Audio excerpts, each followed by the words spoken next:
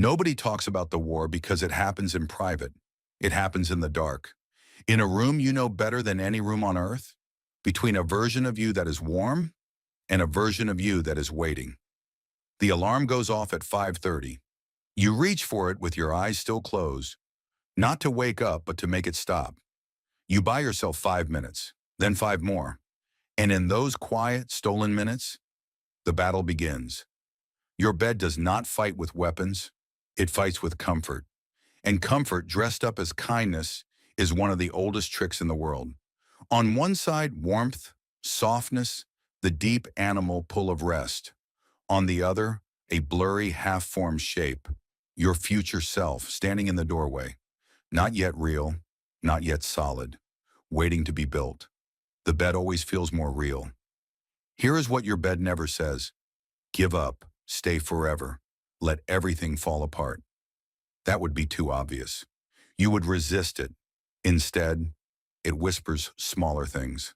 Just 5 more minutes. You were up late. You deserve this. One day won't matter. You'll start tomorrow. You're tired, and tired people can't do their best work anyway. Each sentence is true enough to believe. Each one reasonable. Reasonable in the way that a single step backward is reasonable. But one step becomes two. Two becomes 10. And suddenly you're not resting, you're retreating. The bed is not lazy, it is patient. It wins not by overpowering you, but by outlasting your resolve. One snooze at a time. Your future does not visit you in the morning with coffee and a warm robe.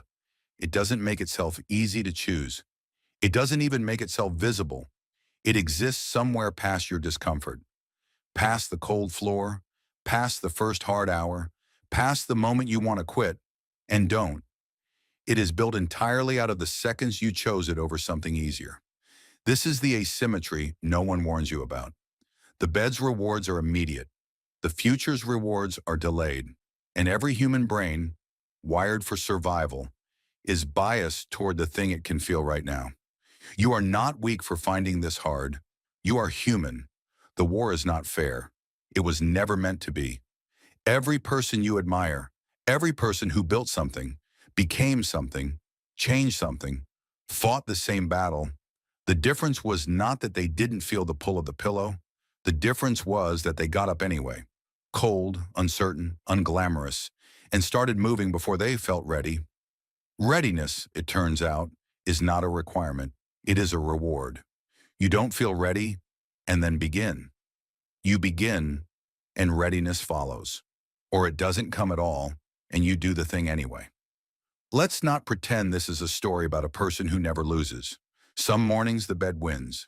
The alarm is silenced. The hours dissolve. You wake up at noon with a heaviness that has nothing to do with sleep. The specific weight of time you meant to use and didn't. And here is where many people make the second mistake. They let the loss become a verdict. I slept in again. I always do this. I'll never change. What's the point of even trying? A battle lost is not a war lost, but it becomes one. If you decide it is. The real danger of the bed is not the morning you stay in it. The real danger is the story you tell yourself about what that morning means. And whether that story gives the bed permanent victory before the next alarm even sounds. Grace is not softness. Grace is the decision to try again tomorrow, without the crushing weight of what yesterday cost you.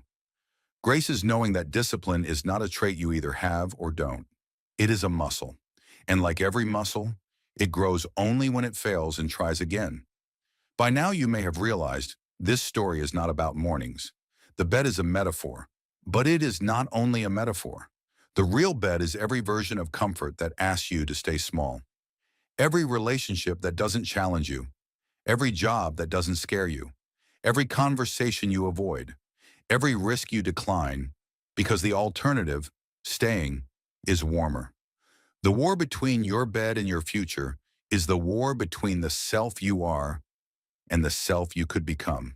And it is fought not once, not in one dramatic moment, but in 1,000 small choices that nobody else will ever see. Nobody sees you choosing your future at 5:30 in the morning. Nobody applauds the cold floor. Nobody gives you a trophy for starting before you feel ready. The doing is anonymous. The becoming is private. And that is precisely what makes it profound. Because it means the version of you that fights and rises is doing it for real. Not for an audience. Not for praise. Not for the performance of discipline. Just because the future is worth it. Just because you, quiet and alone in the dark, decided it was. You will not remember the morning you slept in. Not really.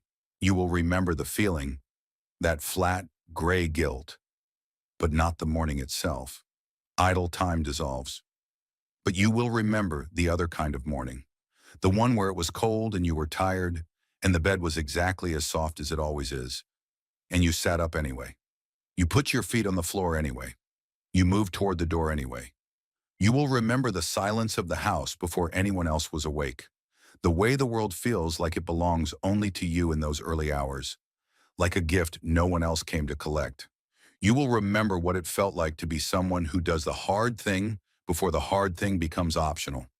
That memory will matter, not because early mornings are magic, they aren't always, but because every time you chose your future over your comfort, you proved something to yourself.